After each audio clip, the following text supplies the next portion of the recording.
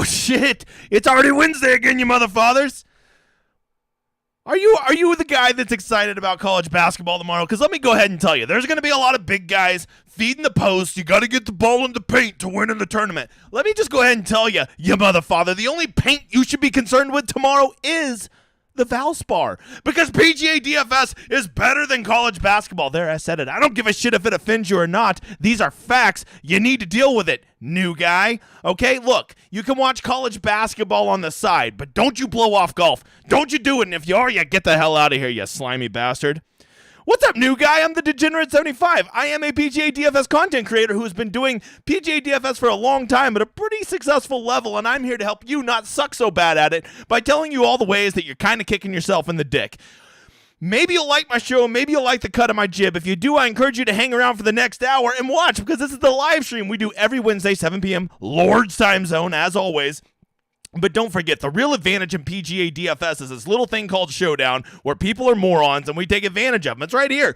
And you need to come Friday and Saturday night and watch Showdown Hoedown, the flagship of my station, for every round 3 and round 4, as we try to get an edge and make lots of money off of Showdown, okay? Plus, let's face it, this is week-long what we're playing. I'm still trying to get it officially named Kicking the Nuts. Kicking the Nuts. By Friday afternoon, you're like, man, I hate golf. Well, let me just go ahead and tell you, I'll put a little wind in your sails if you just simply come play Showdown with me. So check those out. I encourage you to. All right, let's talk about some other stuff. You don't know, season 2 of my pod is out, and my first guest was Peter Overset. That is already up. Go check it out. I will have another one coming out soon. Still waiting to hear back from one of my guests. And if not, I'll just find somebody else. There's a lot of smart people out there I want to talk to, brother. If you don't know, we're going to be doing a big drawing towards the end. I highly encourage you to hang around. It is sponsored by my guy Nuggets, who just fucking hits a monster lineup at least once a week, I swear, and he just always wants to sponsor. So that's very cool of him, because all these giveaways do get expensive, although we're not poors around here, and I don't have any sponsors except all these awesome guys like Nick and Nuggets and Gavin and all these dudes, not to mention Cody coming up soon. Am I going to do it right now? No, I'm not, new guy. No, I'm not, because then you'll leave, you donkey dick. If you're going to leave, because I'm not doing the drawing right now, I don't want you here anyways. Get out of here.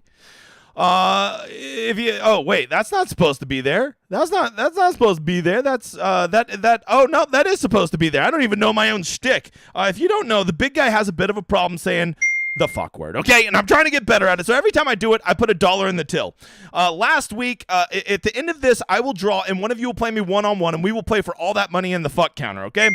Last week's winner, this was the contest he brought up against me. I was able to beat it. So, Teddy, what do you think? Pay that man his money. No, Teddy, I don't think we will. The donkey dick didn't even challenge me. I win again. I have 4. I have won 4 in a row. I will never lose again. Fuck. I'll keep saying it forever. Sorry, Mom. It's got to be this way. These pretenders are so scared of me now after the heater, they don't even challenge me anymore. So if you win the fuck counter, please come challenge me head to head. You get that money. I'll PayPal it to you. I also forgot to say on the collage here, we had a good week over in my Discord, right? My website, my community is really what it is. Look at all those first places. My dude Codester, who won the drawing last week. More on him in a little bit. He had a good week, I would say, even better than that, believe it or not. My dude Bill just wins GPPs. Mike Stacks winning 2 of them. Julian winning 1. Phil winning 1. LSU Nick being a sweaty one and winning DP World Tour. Ty Sly winning 1. It's not a normal week unless AD Smith's winning 5 figures.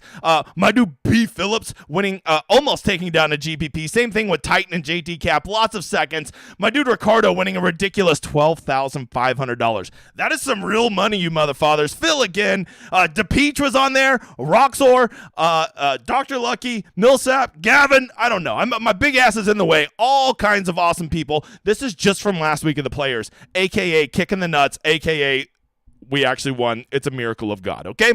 So, all of that is just our intro. Let's just go ahead and take 1 second. You know what? Because all of you, 195 of you that get here on time, I want to thank you. Let's do, hey, editor, in the chat, do a drawing right now. This is to do a $20 ticket with me tonight. We can do it for week long, or what a lot of people have been doing is they say, let's do Sunday Showdown. That was a good move by Cody, by the way.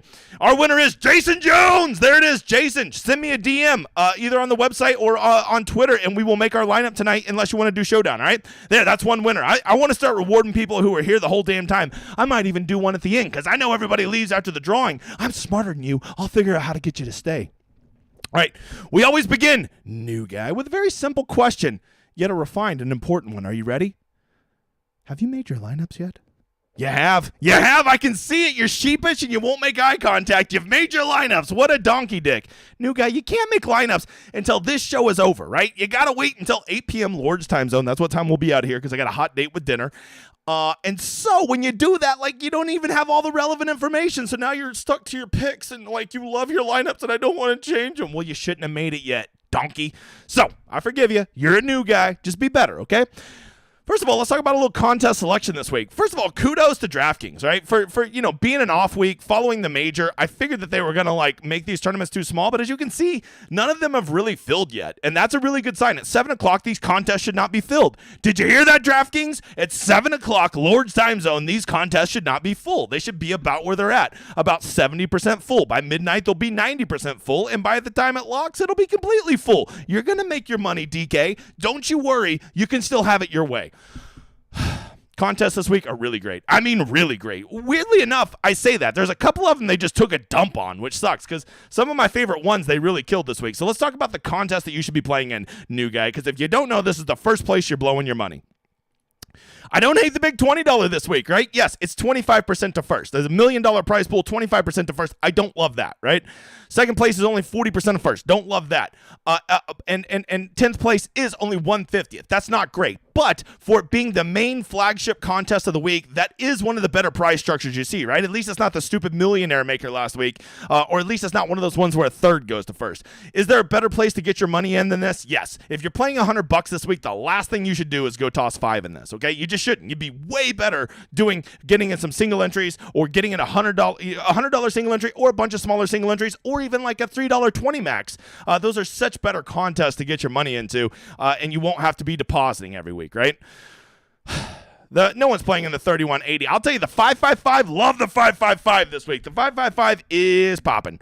This is just a great term. Look how good this payout structure is. First is only 20% of the prize pool. Second is 60% of that. And then 10th place is 1/20th. I mean, man, that is a good contest, right? I will tell you, a lot of the pros will be putting 30 lineups in it. So if you're just going to put one in there, you could probably find better places, right?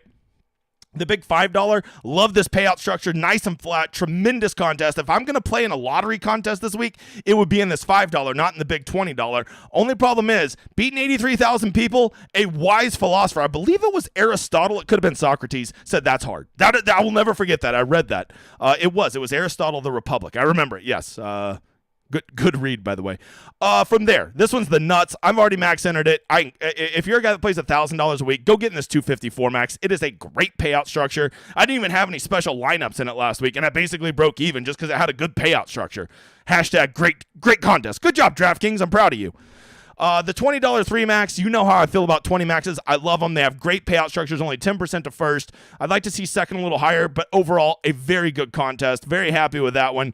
The $100 single entry is awesome, but here's where I want to shit on DraftKings for a minute. I'm a big fan of the $200 single entries. I play them every week, but look at these the 200s, man. It's 25% to first, and then look how fast it starts falling off. I want a little bit flatter payout structure, and even in the secondary 200, they're doing, 28% to first? Polly, tell them. Get the fuck out Come on, DraftKings, get it together, man. That's just, I don't like it. So instead of playing in those $200 single entries this week, I'm just going to move those funds over to the 254 max. That's where I want to play. If you're playing on a budget, you cannot go wrong. If you want to play $200 this week, this is the nuts right here, right? This is the contest I fought to get. It's an 18 max $10. It can really help you keep a nice tight player pool, be in a contest with a flat payout structure, and actually have a real chance of winning. With 18 lineups and you're only playing 7,000 people, that's like a legit chance you could win.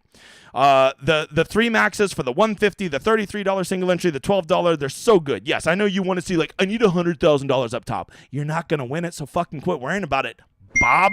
All right.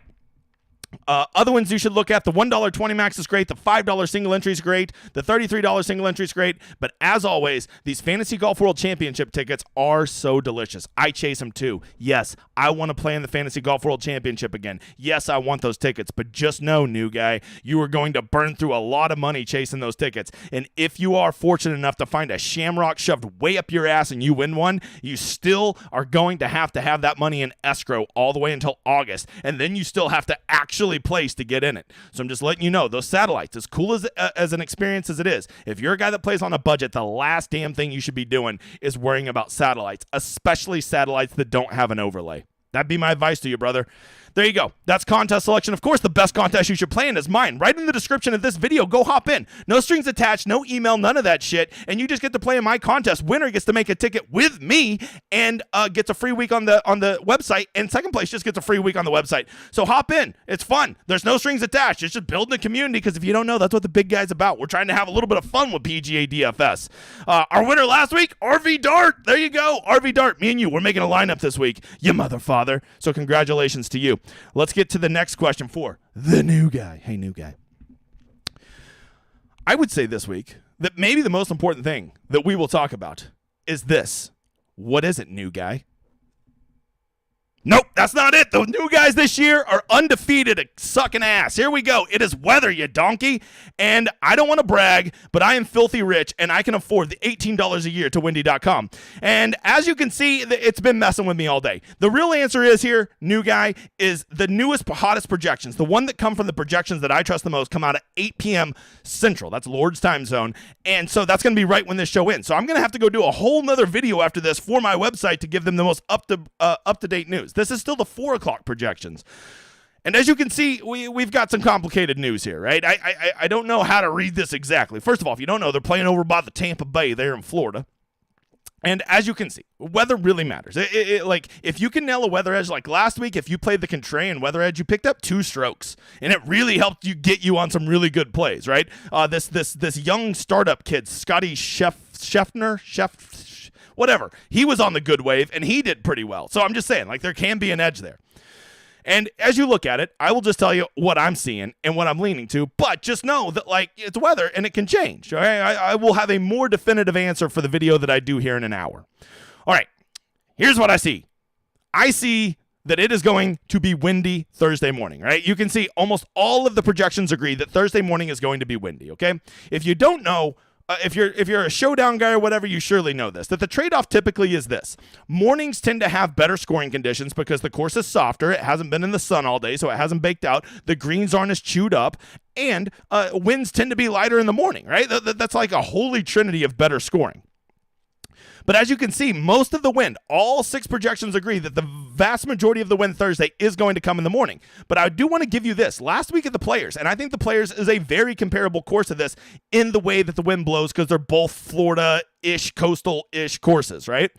And because of that, I would tell you that even last week when we saw that there was going to be more wind in the morning than in the afternoon, in round 1, the morning guys actually played better. The morning guys had a significantly better scoring. I believe it was like 3/4 of a shot difference. So the trade-off was that you would rather have more wind and be playing in the softer conditions, right? In the afternoon, those guys really sucked last week on the Thursday PM. And you thought, well, it's okay. They'll get them back on the flip side. But it ended up not being that way, right? It was with the weather delay, it ended up just being another huge advantage to the guys who were AM PM. So that's how you get the 2-stroke difference last week. But this week, what I will tell you is there is no chance at a weather delay, right? There is not going to be any thunderstorms rolling through as of now. There's like a 3% chance, right? So if they're going to get the lighter winds on Friday, yes, they're going to have to deal with a baked out course, but so will the AM guys on Friday, right? Here's what I am seeing for Friday. Friday, it is going to be blowing all day. Friday, these guys are going to be getting their asses kicked. That I can assure you, right? And there is an argument to be made for playing Thursday AM guys and then playing Friday PM guys, even though it appears they'll be in the worst of it, simply because at least they just have to grind out pars to make the cut. However, it would appear as though the PM guys are going to have less winds to deal with Thursday and Friday. Okay, so if you're a guy that's terrified of the wind, which you should be, it dramatically affects scoring. Now you've got guys, which it appears almost all of them agree that between 2 to 6 o'clock on Friday afternoon, it is going to be, the wind is going to be blowing, and we know that this course is going to be baked out. They haven't had rain in like a week there. We are going to get rain on Saturday, but there hasn't been much rain leading up to it. So I think it's going to get up to 77 degrees. You're going to see a baked out course, and I'm telling you, Friday afternoon, this course could be a real juggernaut. A real juggernaut. And so you might not want to have your guys out there Friday afternoon trying to scrap to make the cut. If they didn't go out there and blitz this course on Thursday AM, they could be in real trouble. So if I had to pick right now, it's 7:15 in the Lord's time zone, I would say that there is an edge for the PMAM. That's what I would lean towards, right? But this is what you need to know about weather edges. Should you go all in on them? I think it's okay to go all in on them because you want to know the truth? Your fucking picks suck, okay? Your picks suck. Wait, that's a donkey. Well, you are a donkey, but your picks suck. And what I think you need to remember is, like, if you can know that you're going to gain an advantage, you should let your picks go and just simply play the game. That would be my first piece of advice to you. But the other thing I would tell you, if you don't want to go all in on a weather edge, which I get, right? You're married to your picks. You pay a guy $100 a month, and he gives you his shitty picks. I get it. I really do. So if you're married to those picks, well, this is what you do. If you really want to know how to use weather to incorporate how to affect your player pool, you do these two things, right? The first one is you realize that it dramatically impacts lesser players way more, right? So like that last guy in your lineup, that sixth guy in your lineup, oh, fuck, I really want to play this guy. Is he going to miss the cut? Well, I'll tell you what, your made cut equity goes way up when you're in the better wave, right? Those marginal players get through the cut so much more frequently when they come from the better wave than when they come from the best wave. Okay, that's number one. Number two is studs are not nearly impacted, impacted, nor is their win equity nearly as impacted. If you want proof, last week I was pretty confident there was going to be a PM AM wave advantage. That ended up not playing out. Actually, not only did it not play out, it was the exact opposite. But I didn't give a shit because I was playing Scotty Scheffler no matter what. And Scotty Scheffler, even if he was on the bad side of the wave, was still going to win that tournament. He's just an alien, okay? So what I'm trying to tell you is even though Scotty came from the good wave last week, he didn't win that tournament because he came from the good wave. He won the tournament because he was better than everybody. Studs are not as affected. So if you're going to use this wave stack to delineate between your lineups, well, then I would really encourage you to do it for the bottom end people in your player pool and not the top end studs that you may like. If you love Jordan Spieth and you think he's going to win this week, well, then go play Jordan Spieth. I don't think you should get off of him because there could be a wave advantage. That is how you use weather to your advantage. The other thing to do is maybe you just take 25% of your lineups and go make them all AM PM, right? Or all PM AM, right? And then maybe just if you're feeling ballsy, go do another 25% that is all AM PM because nobody's going to be playing that. I'll tell you right now, probably about 7% of lineups will stack PM AM, which really is a nothing burger, right? Even with the biggest names in this industry pushing that, not as many people will do it as you think because so many more people play DraftKings and consume zero content than you realize. I realize this. I fucking do it for a living. So even whenever you do stack it, you're getting tremendous leverage. And my point would be is like, don't go play guys you don't like from the other wave simply just to do it. But if there's guys that you already like in that wave, you find yourself already liking the majority of PMAM guys, well, then just stick with them and feel confident that that's probably going to work out and maybe be convicted enough to go all 6 guys from PMAM. That's what I would do. It's your world. I'm just living in it. If you're using Windfinder, I wouldn't do that. They do not use the most reliable of the projections, brother. Hey, you know what? After this is over, I still got to go make lineups with all these contest winners. I still got to go make my lineups because if you don't know, the big guy does a lineup or 12 every once in a while. And how am I going to get all these done tonight and make all these lineups and go still make 3 more videos for my website? It's very simple. I use the best optimizer out there called The Solver. And if you don't know, look right there. It says on my projections up there. See Degenerate 75. I load all my week-long projections, aka kicking the nuts. Round 1, round 2, round 3, round 4, all showdown are all loaded on there along with my ownership so you can make your player pool. You still make your player pool. It's not going to give you the magical answers to win every GPP, but I have won 2 GPPs and had 24 top 10s over the past 8 weeks. And you know what all those lineups have in common? Every single one of them was made on the Solver. It takes my player pool that I make, I do the research, I do the time for it, and it makes the best versions of those lineups. And that is what has been really helping me because we as humans sometimes don't want to play this guy and this guy together. That's too icky. The optimizer don't give a shit. It's just going to play the best versions of your player pool. And I swear by it, it has made me a better player. Not to mention next week is the Dell Match Play, my favorite contest of the year, and we are already writing rules to help you optimize your lineup because so many websites out there be like, we can help you optimize your lineups with Match Play. No, they can't. Trust me, I've looked at them. They don't work. We will have it for you. I encourage you to check it out. Use my landing page. If you don't see that showdown, hoedown symbol there, you will not get my projection, so make sure you're using that. Check it out. I swear by it. I shill 2 products, and the rule is for me shilling a product, I better like it, and I better use it, and I better like it. And this one checks both of them. I encourage you to check it out. All right, let's get to the thing that matters the most, other than weather, and that is, of course, ownership. If you don't know, I'm a big ownership guy. Here's what all the other big names in the industry do. As you can see, there are some that do good ownership, and there's some that, well, they suck. That would be the long answer, right? I quit posting this on Twitter. Too many butthurt people. Also, we're tracking chalk. For all of you like, man, the chalk always get there. Okay, first of all, quit talking like that. Second of all, did it get there last week, Bob? How did old Keegan Bradley treat you? I'm still drinking your tears. Hold on, let me get some more Keegan tears. They go down so smooth. It's a special taste. The worst part is with him withdrawing today is now I don't get to watch him take all your money again as he finished second place this week. But what are you going to do? Keith Mitchell, Jason Day, all of them, between them, the 3 chalk plays, the 4 of the 6 pivots outperform them, bringing our total number up to 45% to 55%. Getting pretty close to 50-50, Bob, but I thought the chalk always get there. Does it? Didn't last week. Why the big guy? When I'm having a winning week, just know the chalk ain't doing well. Which brings us to our highest owned players for this week for, what are we doing? What is this contest? What is this? The Valspar, the only paint that matters. Here you go. These are my 10 highest owned players this week for the Valspar. We are going to talk about them. We are going to categorize each one of these players. There's 3 types of chalk, in my opinion. There's okay chalk, which to me really isn't even chalk. It's just you call it chalk, but it's not really chalk, right? Then there's chalk. I don't love it, but like if you're married to it, you can do it. And then there's donkey chalk, which of course means if you play it, you're a donkey dick, okay? So that's where they're at. Let's get talking about him. If you don't know, it looks like pretty clearly this week, which kind of surprised me because his form has not been great. And if you need to be consistent off the tee, Justin Thomas ain't the first guy I think of, Bob.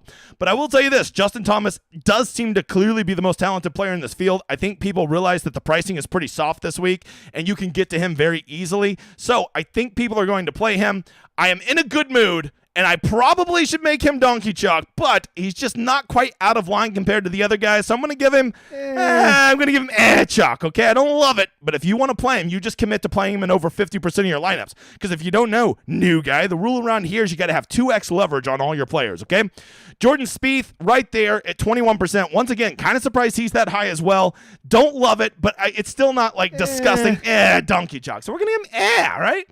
Plus, you got to remember, rule number 1 of building lineups. People spend all their money, okay? And those 2 guys are the most expensive. They're just going to naturally get ownership. They were going to be 15% to begin with just because people click their name because they're the first and second most expensive guys. But now we get into a little bit more of a complex question. What about our dude Adam Hadwin? Adam Hadwin coming in at a smooth 21.3%. Wouldn't even surprise me if he's the second highest owned guy this week. If you don't know, Adam Hadwin reminds me so much of Keegan Bradley last week, right? He is coming in great form. He's playing very well. He is a model god. He has great course history here. He's been talking about how confident he is in his game. Everything points to him being a perfect play. He is a perfect play. Nothing could ever go wrong. He is the nuts play. You got to play him. Or you don't. Because that man is donkey chalk. The man is donkey chalk and we don't play him. Except when we do, guy in the back. Except when we do. Sit down. Okay. That just reeks of Keegan. I'm just telling you. You heard it here first. Matthew Fitzpatrick coming in at 10,000. Surprising. The guy doesn't play well. He looks like a goober. But I got to tell you, I think I'm just going to give him, I don't love it. Justin Rose, you're right there, brother. You're right there on the edge. But I'm going to give you a pass, mainly because I want to play you. He's also chalk. But now it gets a little more complicated. We got this Wyndham Clark. Old Windy C, as some in the industry have started calling him. Coming in at a smooth 19%. If this weather edge really does catch on tonight and people really do gravitate towards this PM/AM stack, here's what you need to know. There is only, legit 6 guys above $8,000 who are on that PM/AM. So if you're going to start cramming those guys in your lineup, you're going to really run out of options. And it's naturally going to lead to these guys getting more ownership. So even though I only have Wyndham Clark at about 19%, it would not surprise me if he comes in higher. I actually think he's going to be closer to something like 21 or 22% if this weather thing really does come to fruition. So because of that, I think I have no choice. The man is donkey chalk, and we don't play him. We don't play him, except when we do, new guy. Except when we do. All right, Sam Burns, I am shocked. I was for sure he was going to be 9% owned, but I think enough people are playing the game and realizing that this guy, even when he's in bad form, can come in here and win at a course that he's done well at twice. I don't even think I'd really call him chalk, but if you want to call him chalk, we'll just call him okay, chalk. Okay, he's okay. All right, that's what I would do. Justin Suh, oh boy, you were testing me, you motherfather. Justin Suh is right on the edge of being donkey chalk. But I think because he has Wyndham right next to him, and I think Wyndham is going to absorb a lot of that ownership, and a lot of people are going to realize, wait a second, I'm playing 18% on Justin Suh. What am I doing with my life? Well, first of all, valid question. I think that we're just going to have to give Justin Suh, I don't love it. I don't love it, Bob, but I get it. Tommy Fleetwood coming in at 15%. He's the fifth most expensive guy on the slate. That is just very simply, that's just very simple. That's just okay chalk. I don't even call that chalk. But some people are like, anything over 15% is chalk. Okay, no, it's not. But if you want to say that, we'll call it okay chalk for you. Then we get down here to Jaeger, which, by the way, I got third place last week in the $200 single entry, and it was largely due to Jaeger and Hoagie just saying, fuck it on the weekends and just birdieing everything. So I like some Steven Jaeger, okay? But Steven Jaeger is 15% when there is guys all around him at 3%, 4%, 5%, 6%. If you think Steven Jaeger is legit 3, 4, 5 times more likely to beat these guys around him, you, sir, are a donkey. And you don't understand that this man right here, he's donkey chalk! The man is donkey chalk! And we don't play him. We don't play him, except when we do, and he gets us third in a GPP. You're a legend, Steven. Thank you for. You know, the crazy thing is, if you didn't watch the Cut Sweat show with me and Sia last week, first of all, you missed a hell of a show. Second of all, if Steven Jaeger doesn't miss a 3-footer for par on his 18th hole, the cut would have been +1, and he would have never made it. So thank you to that slimy bastard for missing the putt and letting old cheesesteak Hoagie get in there. You're a legend, Steven.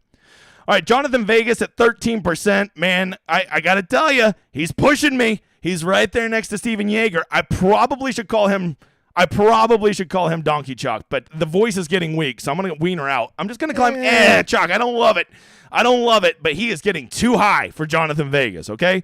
I get it. People want to get high in Vegas. I get it, but not Jonathan, okay? Johatten. And then lastly, T-Dunks coming in at a smooth 11%. His form is trending. He is pretty fairly priced for this field, right? I thought he would be closer to 7,800 in this field. And he's coming in at around 11%. People are going to play him. Something tells me he's going to be that last guy that gets in everybody's lineup this week. They feel safe with Tyler Duncan. Okay, I want to play him.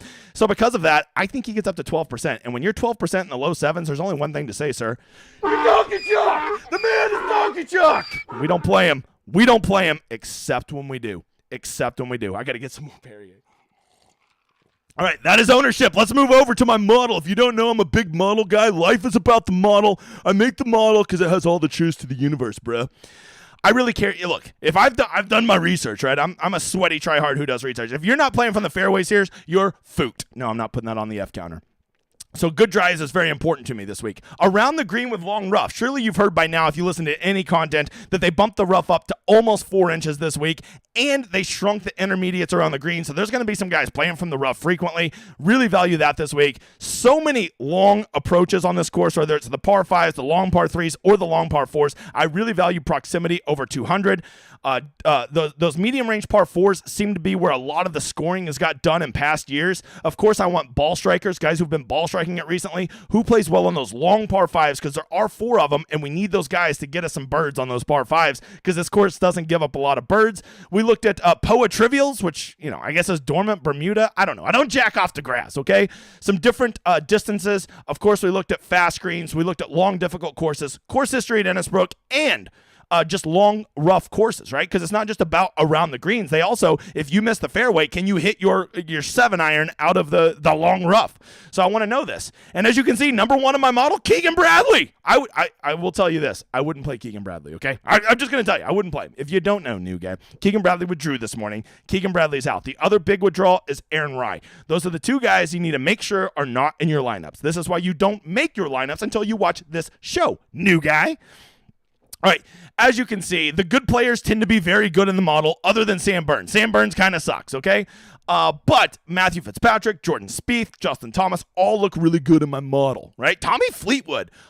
Okay, I'll be the first to admit, I'm a little worried about Tommy Fleetwood's off the tee right now, right? He seems to really be missing something. But if you go look at other stuff, he is tremendous around the green on these long rough courses. He's really good at those longer par 5s. He has a great course history here. He's good at all those proximity ranges. I mean, he just kind of is good at everything I want to see.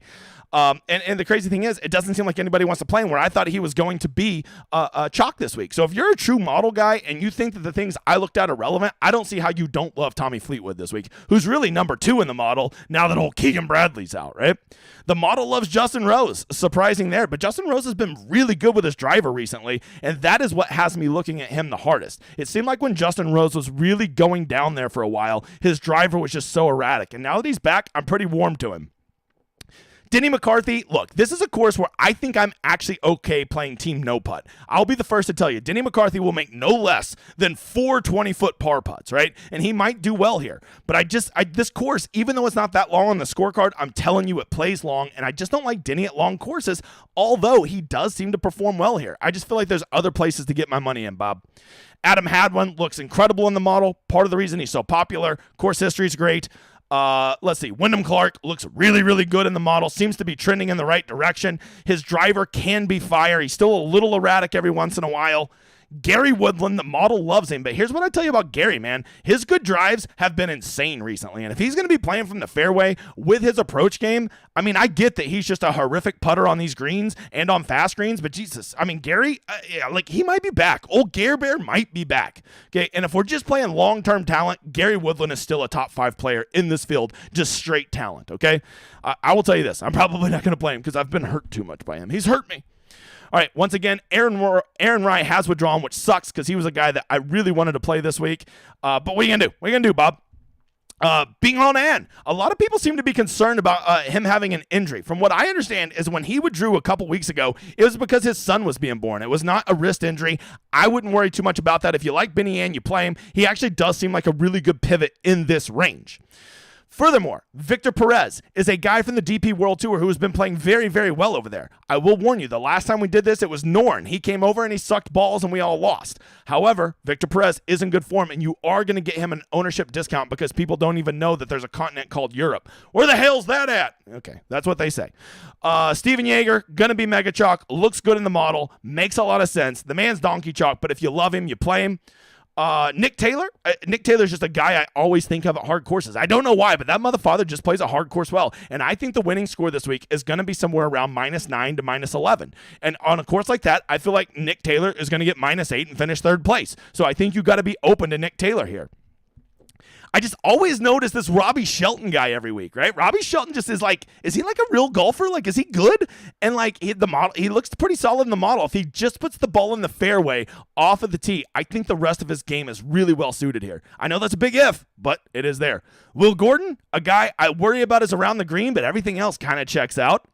Pearson Coody, I'm just telling you. I just want to throw this out there. Is there a chance that Pearson Coody is the next up-and-coming star? And you can be in, right? You can be in on him before everybody else is, right? You know, like Will Zalatoris or Joaquin Neiman, where you can see like, oh, this dude's a future star, right? You can be on him before it's cool. I don't know the answer to that, but I get a vibe that like he could be that guy. I'm just telling you, I get that vibe. Tyler Duncan looks great in the model. He is good at a lot of the stuff you need to be good at. He could never do bad. You should definitely play him. He'll never let you down. Let's see. Luke List, model god. When I think of long, tough courses, I think of Luke List. Once again, I realize this course is less than 7,400 yards, but I'm telling you it plays long. And Luke List is a guy that I trust on long, hard courses. Plus, he has figured something out off the tee. His ball striking seems to be back. And historically, he's actually a pretty decent around-the-green player. If you look at his historical averages, don't look at his last 2 months. It's been a real bad. Ben Taylor's just a dude that we kind of forgot about, but he's kind of solid at everything I want to see, and the dude can roll the rock. There's a couple facts for you, okay? I encourage you to play Patrick Rogers if you hate money. Always a good idea. Who else do we got here? Who else did I want to talk about? Who else? Oh, Dylan Wu. I almost put him on my top ownership. I think he's the one guy that's going to get steamed under 7K. It's going to be so easy for people to land on him, and they're going to want to put him in their lineups. And here's the thing. Anytime a guy gets over like 8%, which I actually think Dylan Wu might catch that seam tonight and get there, especially in single entry and 3 maxes, I think there's only one thing to call him. The man's donkey chalk. Okay, so I'm telling you, I know like you can't call him donkey chalk. He's only 7%. Yes, but if he's 7% and everybody else around him is like 0.5%, he ain't 14 times more likely to outperform them. So just be careful with that. You better really love some Dylan Wu. I see 2 guys right next to him. I would play right ahead of him. Like actual golfers with actual track records. Austin Smotherman made a hole-in-one last week. You got to play him, right? I will tell you this. The guy does play long, hard courses well. I don't trust Austin Smotherman at Birdie Fest, but I do trust him to play long, hard courses well because par's a good score, and that's what he always makes because he sure as shit ain't going to make a birdie putt. From there, Eric Barnes, him and Eric Cole are the two guys. I'm on Team Eric. I just think that both these guys are real golfers with real upside, and I'm kind of buying both of them, right? Eric Cole, Eric Barnes, we call him the Johns. Carl Ewan is a dude that we all loved at 7,000 2 months ago. Now he's 6,300 in a disgusting field, and nobody wants to touch him. Why? Because he's missed 5 cuts. You know what? He could never make the cut. Or he could. Don't get it caught up in that. These guys can break out of it, especially in a weaker field. Plus, I think his game actually might be suited to here. And if you really hate yourself and playing week-long isn't a big kick in the nuts, playing a Florida course and the wind isn't a big kick in the nuts, let me give you the ultimate kick in the nuts. His name is Kyle Stanley, a guy that has definitely lost me more money. Him and Patrick Rogers have lost me the most money in my life without question because I see their ball striking and I'm like, I want to play that guy. And Kyle Stanley actually has been trending in the right direction his past 2 tournaments. His ball striking seems to be back. And at one time, he was at least an average golfer, okay? Don't play him. Don't play him! But I might. All right, there you go. Let's get to it. Oh, I skipped one thing I wanted to talk about at the top. Up top, it's incredible to me that basically all the way down to Hadwin, all these guys have very moderate ownership. No one really seems to be out of line, right?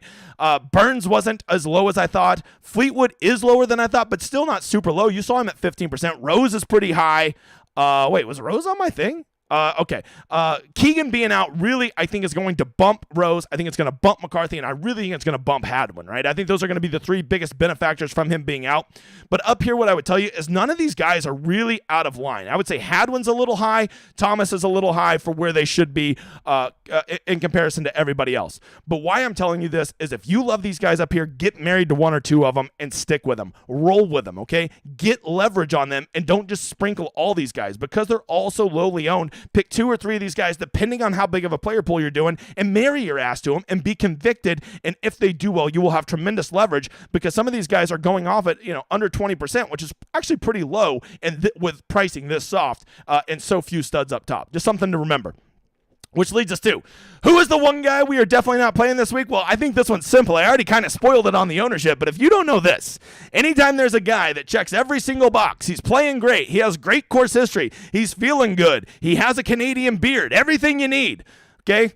It's the easiest game in the world. You just fade his ass. So the one guy I'm definitely not playing this week, we're not playing Adam Hadwin. Get out of here. Get out of here. And when he misses the cut, this is what we're all going to do.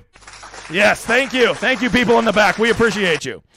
But it gets to the most important question. Who is the one guy we're definitely going to play this week? Oh, I've got a fun one for you this week. This guy is someone you're not going to see coming. This is a guy that I think actually plays long, hard courses well, even though you wouldn't think he does. He is a guy that does, when he is in contention, will grind his balls off for you. This is a guy that nobody wants to play, and this is a guy that is going to stick a dagger in everybody's heart because they normally play him and he misses the cut. So there's only one guy to play this week. It's the only one that makes sense. Who am I playing this week? I'm going to give you a clue. Middle Earth is in trouble. We're playing the Hobbit! We're playing Brian Harmon! We're playing Brian! He's going to win! Okay, he's probably not going to win, but he's going to get us at least like a T5, and he's going to win us all the money. The Hobbit is here to save Middle Earth! Let's go get it, Hobbit! Let's go! You ready for that drawing? 1 second. Don't forget to go check out my website, dgen75.com. It is the fastest growing community. Just go look at that collage. Go look at all those flags flying, and just look at all the happy people that are over there. It is the best place out there. It is a great community. I teach you how to play. I don't give you a single fucking pick. If that sounds fun, check it out. We have week-long. If you're not sure you want to get married to us yet, I have the best tool in all of PGA DFS called the Rosetta Stone. It's not a website where we say, hey, here's a bunch of random numbers you don't know what to do with. Figure it the fuck out. We don't do that. We give you everything you need. I explain to you what matters, what you should focus on, and you get to pick what helps you make the best lineups and the things that you want to focus on. I love it. Don't forget to like and subscribe. Tell a friend about me because you know YouTube ain't going to share my ass. So if you would, I'd appreciate it. We're pushing to 3,000. I'd appreciate you guys getting me there. Don't forget to go check out the pod. Episode 2 will be out soon. And of course, let me tell you the coolest story of all. If you didn't see, the winner of last week was a guy named Cody Berry. Me and Cody Berry decided to push our week-long lineup to Sunday Showdown. And if you don't know, me and Cody took third place in the big $25 contest on Sunday for a smooth $20,000. So for the first time in my life, I was very excited to send somebody $10,000.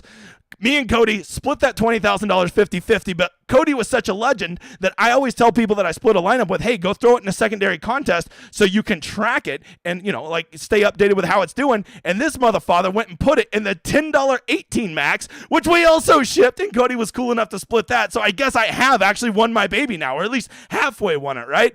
So for all of you that don't realize these drawings, what upside they have, just know that I PayPal to do $10,000 this week. We had to do tax forms and everything. It was a whole event. But you know what? I got another brother now. Another brother.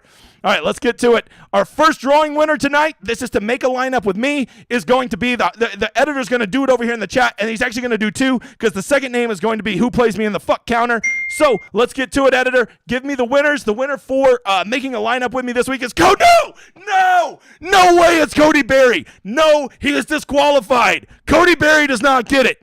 Jeff, Cody's rich, okay? Cody's a rich man now. I know. I've seen his PayPal account. All right, so Jeff Hackman, you win a lineup with me. Now to play me in the F counter. I don't care. I don't care what Cody says, all right? He's a super nice dude. $500 in giveaways he's sponsoring too that we still got to get to after Nuggets. But no. I insist. I want other people. Give me another name, editor. Jeff, you win the lineup. Now for the fuck counter, it's Nick again. No! Nick is disqualified. We got to get more. You know what? I'm about to start banning these people. I don't want to whoop Nick's ass again. Another name. We will be here all night. We will be here all night until I get some other names. All right, Zach Jeffers. There you go. Zach, send me a one-on-one challenge on DK. For week long, and we will play heads up. If you beat me, I will send you $20. Did that rhyme? Let's go. Sorry, Nick. Deal with it. If you want to play me one-on-one, Nick, I'll still play, and we'll just play for some cash. Pretty sure you already owe me for Austin. Me and Nick and a bunch of the boys from the DGen 75 community are going to the Dell match play next week.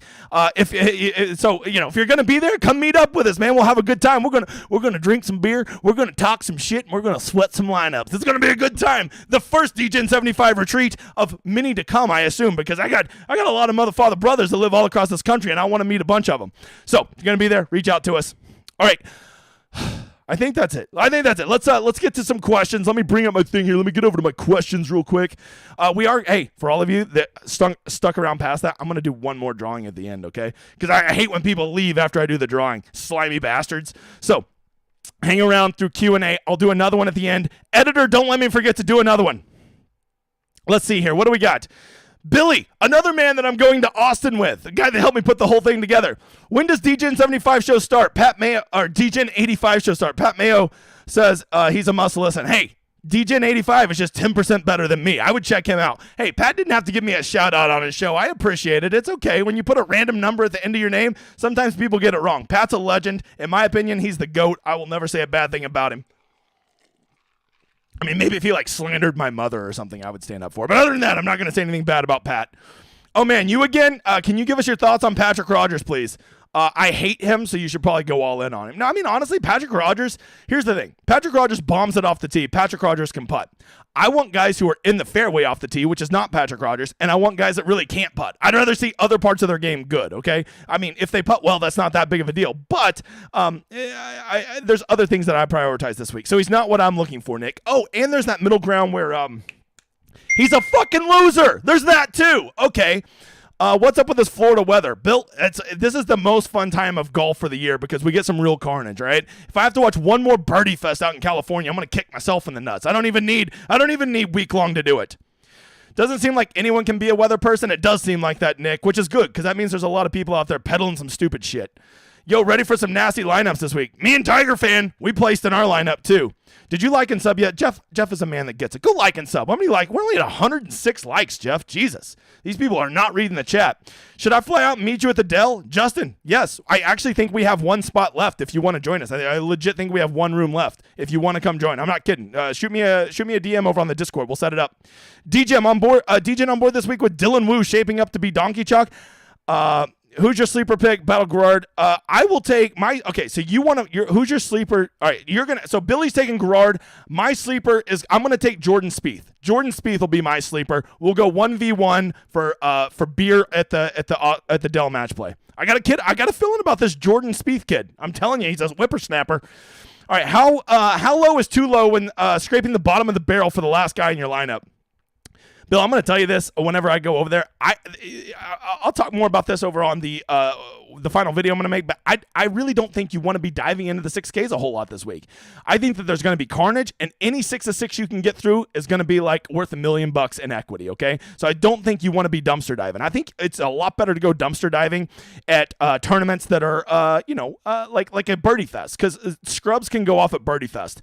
Hard, tough courses with wind really do bring out the best of the best. And so because of that, I don't want to take a lot of punts. That's me, brother. Golf? Yeah, we're going golfing, you mother father. Nick, another super chat. The editor eats one more week. Have no fear. By the way, if you ever think that Nick gives too much money, just go look at his screenshots. The guy wins so much money. No fear. Editor, as long as I keep winning, you'll keep eating. Well, that's a lot of pressure. Nasty Nate season. Look, I played Nate Lashley last week, Michael, and I really liked him. He was one of my big sleepers, and he did well for me. But man, to go from 6,200 to what is he? 7,600 just seems like a big jump, man. Like 7,600 ain't cheap, bro. Like that's within like nearly near the average player cost. And I'm just like, is Nate Lashley really any different than like, I don't know, any of these guys? Zach Johnson, is he really any different than him? Like I feel like they're the same dude. All right, let's see here. If I don't see a question mark, I'm not answering. Stars and Scrub are balanced 3 max. Look, Jeff, this is always the answer to this. I think you shouldn't worry so much about what other people are doing at golf because lineups are so different at golf as is. What I would really do is I would let who you like dictate the answer to that. If you find yourself loving Thomas and Spieth this week, well, then go Stars and Scrubs. If you find yourself loving Hadwin, McCarthy, and Rose, well, then go 3 9K guys and go a little bit more balanced, right? That would be my advice to you. Don't let roster construction dictate your player pool. Let who you like and who you land on dictate what type of lineups you build. That might be counterintuitive to a lot of the advice that other people give, but that's what I'm giving, Bob. That's what I'm giving. Hey, what's up, Zach? Long time no see. Need a long shot one and done pick. Who do you like? Gary Kigo. Gary Kigo. Gary Kigo is the perfect one and done. Okay. Are guys really better at playing in the wind? Time for Victor Perez. Euro guys. I mean, that's a narrative that's out there. I think they deal with it more frequently than PGA guys, but I don't think they're necessarily better. I just think Victor Perez is a guy that's coming in with a lot of confidence, and I don't think a windy Florida course is going to scare him. That's my opinion. Burns three-peat, you know what? If he was going to be 10%, I had made myself a promise I was going to play at least 80% of him. But now that I see he's getting ownership, I'd rather just fade him. Jerry says, what do you think of playing 2 top chalk above 9K and running 4 low 7K guys? I don't mind it, but here's the same thing I told the other guy, Jerry. You got to be liking some guys down here. Don't just follow some, donkey rule just to follow it. If you really like 2 guys down here, if you really like Luke List and Trey Mullinax, and you're comfortable with those being your guys down there, well then do it. But like, don't say this is the kind of lineup I'm going to make, and then go shove a bunch of guys in there that you don't like or you don't think are a good course fit, right? Or that might be on the bad side of the weather, if you're playing the weather narrative. What do you think about Matt Wallace? Devin, how dare you ask me that? I love him. He's a grinder, man. He's a dude that will go out there, and if he has his A game this week, he will grind his balls off for you the whole tournament. I will tell you, there is a chance he will be 5 over through 7. You'll be like, why did I play this loser? But just know, if he's 3 under through 6, he is going to battle all the way till the end of the tournament. That's what Matt Wallace does. He's kind of a head case like Hatton, but the good thing about head cases is when they're locked in, they're fucking killers. All right, you fading everyone above 10K? No, I think I will play one of them. Let's see. How much Rogers is too much this week? 20%. I would never play more than 20% Patrick Rogers, but that's also because, I want to not be broke. There's that. Is it a good thing to bring back, a good spot to bring back for SH Kim? I got to tell you real quick, Tyler, I didn't even look at SH Kim. Just glancing, he doesn't hit the fairways. He's not good around the greens, and he sucks with long irons. Not a good start, Bob. And he's terrible at these type of greens. So not the first guy I'd think of. Is he good at long, hard courses? No, he's not. I don't like him. Who's ejecting first? Probably a guy in the AM, Jason. That'd be my guess. Who's your biggest kick in the nuts play this week? That's easy. Kyle Stanley. I'm going to play him, and I'm already counting the money I'm going to lose. Very excited for the opportunity to lose thousands of dollars on Kyle Stanley again. The world feels right again. The world feels right. Peter Lavin, random question. How often do you open the DK app during the weekend and check your teams? Peter, I try to make a point not to check my lineups until Friday afternoon. Right? When I really start sweating the cut, I look and see if I have any good lineups that are really up in the money, which I've done this so long. I basically can look at my players that are starred on the PGA app and know if I've got some real burners going, right? But I try to really hold off on that. Then once I do see if I have some lineups, then I start clicking on them to see, are these live to get 6 of 6s? I also really use cut sweats for that. You can do that process very quick with them. Bramlett or Michael Kim, last in. That's easy. Give me Bramlett all day. Michael Kim can fuck off. All right, who do you like in the lower 7K range? I mean, I hate that he's chalky because I really like him, Hannah, but I'm a Luke List guy, man. This just seems like a Luke List course. With the weather being unpredictable, is it better to play no wave and week long and use our advantage in showdown? Nick, as that little Hispanic girl says in that great gif, why not both?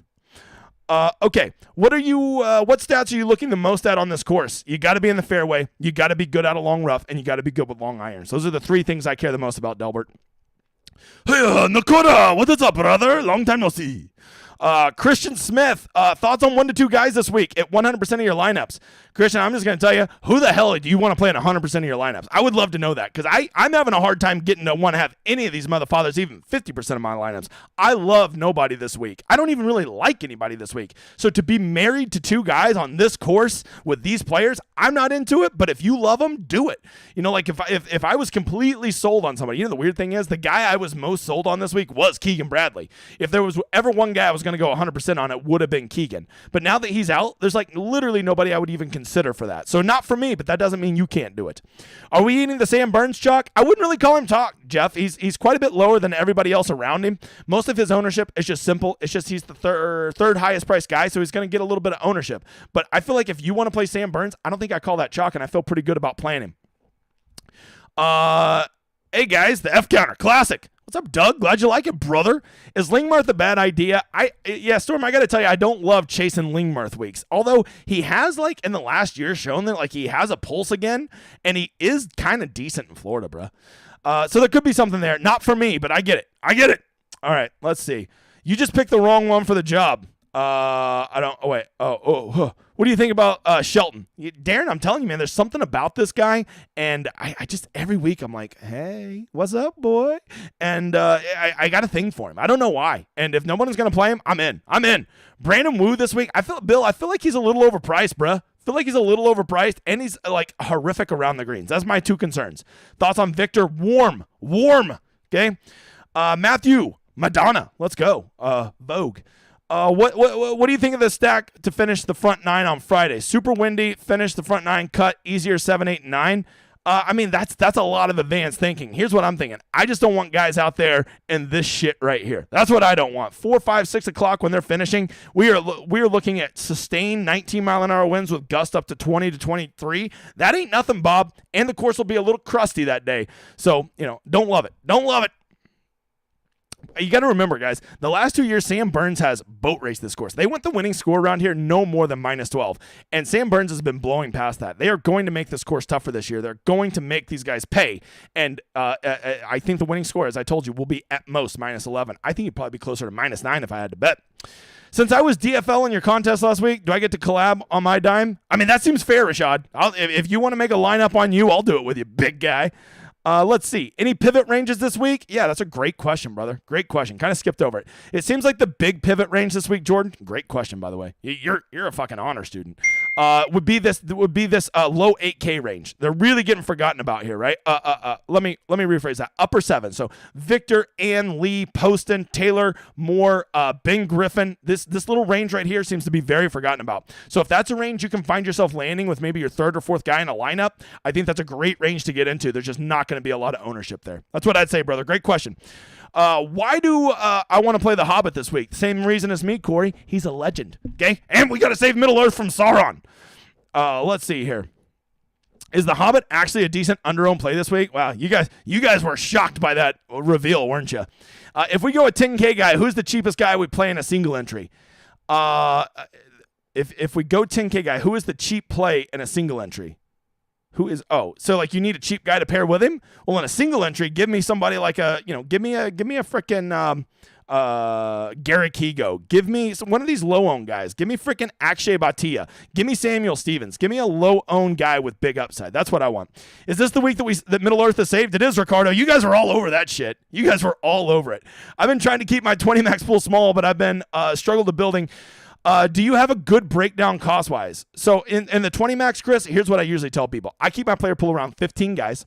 I usually do about 4 guys over 9K, about 5 to 6 guys in that 7.5 to 8.9K, and then I fill in the rest with guys 7.4 and below. And the reason I do that is that's going to allow me the ability to mix and match those guys. If you put too many guys up high or too many guys down low or too many guys in the middle, you're not going to be able to mix and match that player pool, and it kind of defeats the purpose of even having a tight player pool.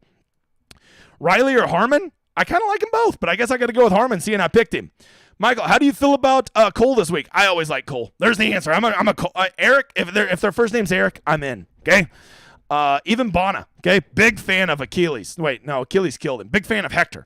If you're building 150 plus lineup, shooting for sub 1% product ownership for every lineup, I think you want to be less than 1%, bro. When you multiply those together, it should be like 0.003. It should be a very small number. Then take that number and multiply it times the number of entries in the GPP that you're looking at, and then you want that number to definitely be less than 1. Because if that number starts to be 2, 3, 5, 10, that is how many times you should expect to be duped. All right, favorite play this week. Love the cut of your jib. Peter, I like the cut of your jib, you motherfather. It's my favorite play this week. I guess it's Brian Harmon. I don't know. I don't really do picks. I kind of liked him this week, and I wanted to do a bit. Fire up Hickok. Sean, I'm seeing him in like 8% ownership. I don't fucking get it, Bob. I don't get it. Unique players on the solver. Do you use them to set min max for individuals? One unique player on the solver. Do you use or just set min max? Sometimes, like if I have too chalky of a player pool, I'll do that. Or if I have a specific range I want to get into, I'll do that. But typically, I just set mins and maxes, and I cut out so many players that are chalky that it kind of takes care of itself over on the solver. Is this Postman Week going to deliver the mail? I mean, I'm telling you, he makes no sense, Brett, so probably. How do we get our names on the wheel? All right, Ben, there is no will this week, right? It's just you got to be in the chat. We did the will last week because it was the players. We'll do the will again for the Masters. It's simple. Just like and retweet over on the Twitters. If you don't have that, you can always leave a comment on one of the videos. That will also get you on there. Am I allowed to make one emotional support lineup before the stream? Yes, but you got to be willing to throw it away, burn it in flames, and redo it as soon as it's over. What do you think about the 88? Oh, man, I love it. It's my favorite contest this week. I think I put 7 to 10 lineups in it. I really like it. It's a great structure. Great structure. It's a good one to spam, right? If you're going to play $1,000 this week, I'm telling you, just go play 12 lineups in that, right? That's a great contest. Great question. Let's see. A lot of great questions tonight. We got all the honor students here. What the hell's going on? All right, thoughts on the Gim Reaper this week. Man, I'll tell you, I always tell this story. When I was at the Fantasy Golf World Championship, Brant, the Kid Cudi, the guy who finished third, won $300,000, I believe, looked me in the eye. He played Gim Reaper. He was the only guy that played Gim that week. I said, you played Doug Gim in your lineup to win $1 million? And he went, you always play Doug Gim on long, hard courses. I'll never forget him saying it. And so to this day, I always remember that. And this is a long, hard course in my opinion. So Doug Gim, according to Kid Cudi, would be a good play. All right, $200 single entry or one 250 max. Well, that's easy, Kevin. How many guys do you like in your? Well, no, I got to tell you, the $200 single entry this week, I don't like. I think you'd be fine not giving up too much leverage playing one in the 254 max. Let's see. Cootie, chalk, or do we like him this week? No, Cootie is going to be the furthest thing from chalk, brother. All right, skipping down here. Will you play Patrick Rogers on St. Patrick's Day? No, because he will not make my beer green, nor will he make my wallet green, because the guy's a fucking loser. All right, I appreciate you, big guy. I hope you do a lineup with you. Garham, let's go. Me and you, brother. Let's do it. Is this the week Gary Woodland learns to putt? Probably not, Justin, but God, he does everything else so well, right? And even though he's not great at around the greens, I just always remember him at the U.S. Open, like being like freaking Seve Ballesteros. I'm like, oh my gosh. All right, where is the other big guy Harry Higgs rating in your model, bruh? Harry Higgs is not good. I know that. I don't know where he's at, but I know this. I know I looked at him, and he ain't real good. I don't even know his price, so I must have looked over him real quick. Isn't he like 6,400 or something? Yeah, he's not good. There's the answer to that one. All right, no question marks. I'm skipping. Who are your favorite couple value plays, guys under the price? Bill, I did the sleepers while I'm sleepy this morning. I'm not giving it to the YouTubes for free. Go watch that. Webb Simpson for all the monies? I don't know, Nick. I still think he's broke. I think we just got like a random Webb good day on that Sunday when he shot 10 birdies. I still think he's broke. Davis Riley one and done. I think he's a great one and done play. I think he would be pretty low, Ricky, low owned that is, and I think he offers immense upside. I think Davis Riley's a real talent. I'm a long-term buyer in him. All right, with your winnings, you chasing any extra fantasy? Travis, that's a great question, man. I'm playing maybe about $500-$600 in Fantasy Golf World Championship tickets. I'm really waiting till a big showdown edge. I feel like the best chance to win Fantasy Golf World Championship tickets is playing the more expensive ones, the $900, the $2,000, playing it on a showdown slate. Yes, you got to play all the ringers in this industry, but to be honest, that's so much more likely of beating those guys than it is hitting the nuts lineup against 1,000 people. So when I really get serious about it, when I really realize like I'm running out of time to win this, I'm really going to start hammering those showdown things and chasing it there. But to answer your question, yes, I did do a little bit more this week. Ranch water or Busch Light? How dare you? Ranch water. Do you like Justin Rose? I do, sir. Am I a donkey for thinking Pearson Coody could be this year's Cam Young? No, I'm telling you, I think this is a guy we need to be early on. I don't think I'm going to play him this week, but I'm not opposed to it, Bob. I think he's a thing. I really do.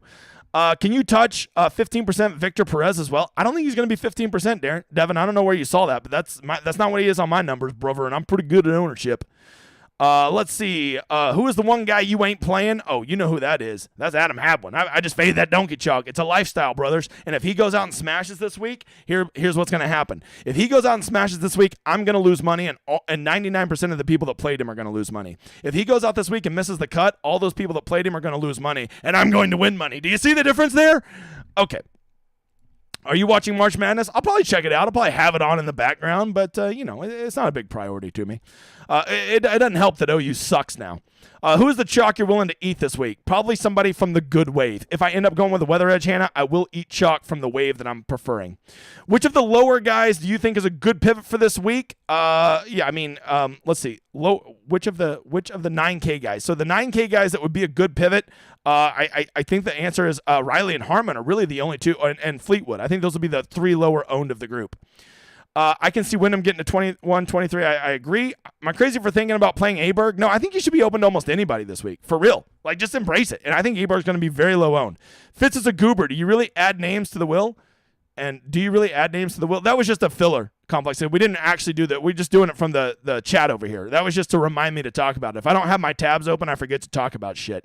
Gary Woodland bones me every time I play him. Hey, Jeff, welcome to the party, pal. I agree. Am I crazy for playing him again? No, because you got to have forgiveness in your heart at PGA DFS. You really do. If you I'm never playing that guy, he always screws me. Then he's going to screw you when he wins the tournament. No honorable mention to 7% Dylan Wu chalk. Yeah, Zach, he just didn't put it on the thing. I mentioned it later. Okay, got to start skipping some here. Are you really going to take a swift kick in the nuts by playing Kyle Stanley? Bill, I love a good swift kick in the nuts. Why do you think I play week long? Cooper, I don't recognize your name. What's up, brother? Thoughts on Smotherman and Ben Taylor? I think they both play a hard course as well, so I'm warm to both of them. I don't think anybody's going to play either one of those motherfathers. So I think they're good lovers plays. Thoughts on Lashley? I'll pass. Thoughts on Vonderland? I think he's a dude. I think he might be a real player, Mr. Bontorini. I think he might be a real guy. Ryan Moore or Michael Thompson? Oh, that's easy. Neither. That's the answer there. Thoughts on the bins? Taylor and Griffin? I think they're both good fits here. I think those guys will both grind for you. They both strike me as grinders. Why is the F counter so low? Because sometimes I forget to click it, Dr. D-Lo. Let's see. I feel sick. I knew it was coming. This must have been when I got to the Hobbit. Not the Hobbit, please. All right, let's see. I'm glad I could break some souls. What are your thoughts about the old guys warming? Dude, I think Zach Wilson actually looks kind of good, Bill. All right, let's see. Man, I broke some hearts with it's a lot of torn up people about Brian Harmon. I'm gonna go back. Look, he's a hobbit. That doesn't mean he's a bad person. It just means he has big feet and he's short. All right, that's all that means. Thoughts on MJ DeFew? I'm out. Keegan, just like Keegan's out of the tournament. Am I messed up in the head for liking Andrew Novak? I mean, I think you're getting a little too cute getting down there, Rick. But if he does it for you, check him out, man. Let's see. Are you not scared of the Hobbit approach lately? Yeah, dude. Look, he doesn't make a lot of sense, and that's why he makes sense, because it's PGA DFS, and sometimes the guys don't always just point to their in great form, okay? I'm getting him at discounted ownership. I know he plays long, hard course as well. I'm just betting that the little hobbit will figure it out. He puts the ball in the fairway. He's good around the greens. I just hope he's immaculate on these putting surfaces. He does a lot of stuff well. Okay, I know what I'm getting myself into with him. Yes, he's not been ball striking. I would like to see that. But if he was doing everything well, he wouldn't be the lowest owned in this range. He'd be the highest owned, right? So I'm just playing the game, brother. Just playing the game. All right, not many guys I like up top. Would it be crazy to lock Fleetwood? I mean, I'm telling you, I just don't like locking anybody. I'm a guy that will lock guys. I really will. I just don't want to do it at this tournament, man. Any prize pick leans? Yeah, tomorrow I would I would kind of see how the course plays, and then I would make a lot of money on Friday, Jeff. That would be my answer. And I think Saturday they'll overreact, and you'll make a lot of money the other way. So check that out. I'll remind me, and I'll talk about that on the Discord round too. Let's see. Next week, live stream going to be an OG one, about 6 range waters deep. I got to drive to Austin the next morning, T-Swin. I'm not going to be drinking. Rumors is Neesmith's tinkering with his equipment. Should I play him? I wasn't interested in him until you told me that. I love a good narrative. All right, skipping through some questions here. God, a lot of questions. Rose and Fleetwood, the first 2 picks in single entry. For single entry, a crazy one? I don't think so at all. I think you got some win equity there, and I think both those guys could finish in the top 5. Maybe you go find a $8,000 whoever that wins the tournament. All right, Sam Ryder, week in the wind. Man, I'm seeing. Yeah, I mean, I just don't like his ownership this week, but he does make sense, dude. All right, last question. Anything on Taylor Moore, Cody? I have not looked. I don't really know that there was anything. I know he played really well last week, and he did me well at Showdown Saturday, but I haven't heard anything. But I will tell you this, guys. It has been another awesome week. Make sure to come check me out Friday and Saturday for the Showdown Hoedown. Be here every week for the live stream. Next week will be Tuesday because the tournament starts on Wednesday for the match play, and if you don't know, you need to tune in to me to know how to play the match play well, okay? In the meantime, just like I told you last week, if I can win at the players, anybody can win at the players. And trust me, I won at the players. So, as Ted Lasso came out today, it is important to remember tomorrow when things look bad, just believe, brother. That's all you got to do. Have some fun. Kick some ass. Share those screenshots with me. I'll see you guys in 2 days. Enjoy this outro, you mother fathers.